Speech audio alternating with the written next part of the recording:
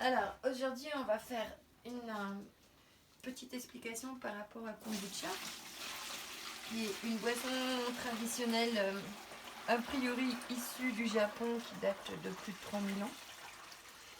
On va dire que dans les recherches qui ont été faites, les Russes ont beaucoup travaillé sur le kombucha, qui est un grand moyen au quotidien de nous permettre de récupérer des éléments qui constituent nos systèmes immunitaires.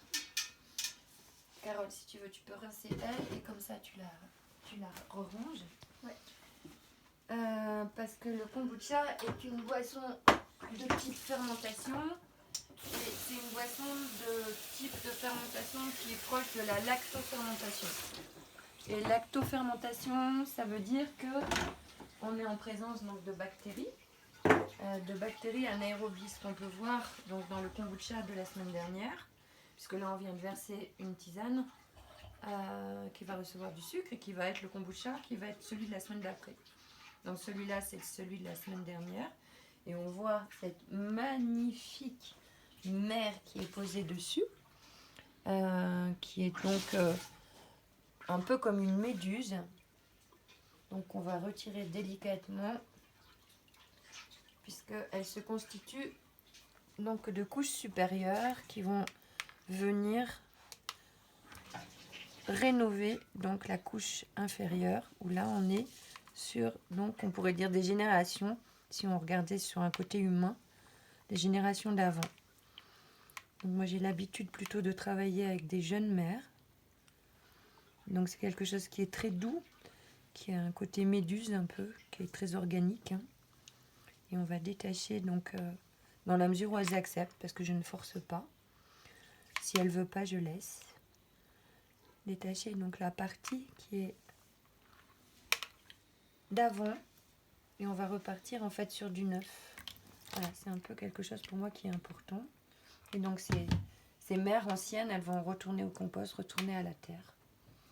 Et donc là, on va filtrer une première fois donc le kombucha et le mettre en bouteille. Donc le kombucha, c'est une boisson, on va dire, qui est importante au jour d'aujourd'hui, où tout le monde a une immunité qui est plutôt basse et qui va permettre de réensemencer en bonnes bactéries notre système immunitaire global au niveau des intestins.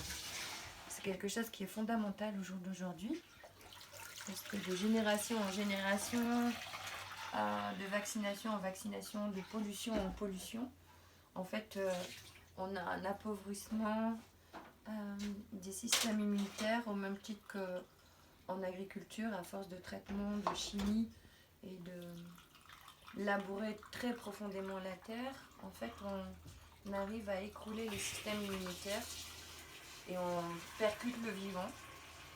Et si on percute le vivant, ben on amène des zones pathogènes, hein, puisqu'il ne peut plus rester structuré pour faire face à des agressions extérieures, un petit peu comme notre système immunitaire en fait, hein. Voilà, donc ça c'est un kombucha qui est au thym officinal, qui va être doublement intéressant sur l'immunité. Et c'est quelque chose qu'on peut boire, on va dire, de manière journalière. Soit un verre le matin à jeun, parce que c'est un moment qui est délicieux. Soit un verre avant chaque repas. Soit le boire en apéro parce que c'est délicieux avec des amis. Mais c'est un moyen, parce qu'il y en a beaucoup, de garder un état de santé et de permettre à notre système immunitaire d'avoir des ressources pour faire le travail qui lui est dédié. Voilà. Donc là, on va mettre en bouteille. Et on va mettre des étiquettes et pouvoir partager ce magnifique kombucha qui est tellement délicieux avec tout le monde.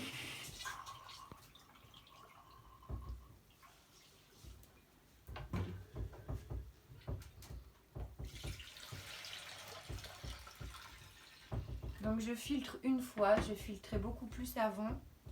Et en fait, je me dis que c'est pas forcément intéressant de filtrer tant, ce qui est pas nécessaire de mon point de vue, sachant que ça peut permettre aussi, quand on achète une bouteille de kombucha, de garder à l'intérieur de cette bouteille un fond de kombucha et voir dans un endroit pas en pleine lumière mais suffisamment lumineux, c'est-à-dire pas dans un placard, de garder cette bouteille jusqu'à ce qu'il y ait une mer qui se forme dessus, et ce qui permettra de recommencer donc une série de kombucha.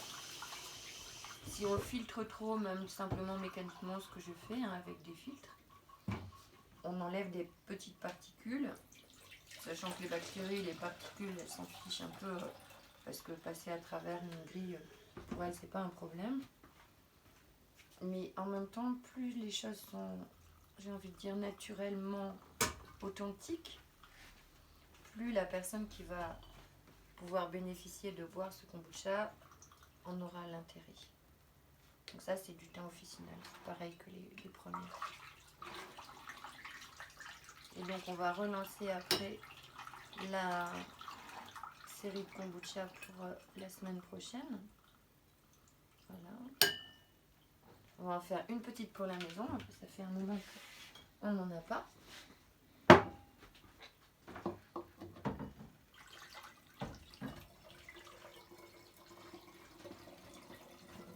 Voilà pour cette tournée. Et donc, comme les bactéries se nourrissent de sucre, en fait, on va apporter dans la tisane une quantité de sucre qui est en correspondance avec la quantité de liquide, afin de relancer le processus de lactofermentation, ce qui va permettre donc aux bactéries d'avoir la nourriture.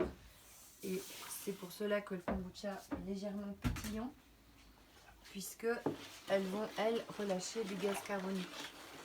Donc là, c'est une tisane de verge d'or qui sera le prochain kombucha de la semaine d'après. Alors c'est très rigolo parce que la verge d'or, c'est une plante qui travaille beaucoup sur le système urinaire. Et on peut voir que simplement là, en brassant l'infusion où il y a la verge d'or, on a une mousse qui est forte.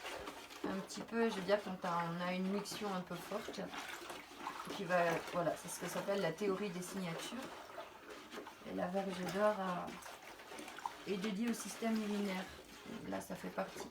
Je viens de mettre une tisane de thym officinal, ça ne fait pas ça. Donc là, on voit que la verge d'or, elle nous donne déjà une indication de ce pourquoi elle est faite. Voilà, il faut bien mélanger le sucre, qu'il soit bien fondu. Et donc, ça va être la nourriture des bactéries qui vont dégrader ce sucre, puisqu'à la sortie du kombucha, on n'a absolument pas de sucre. Mais on a ce petit pétillant qui indique que les bactéries ont fait leur travail. On va reverser dans ces magnifiques jarres en verre.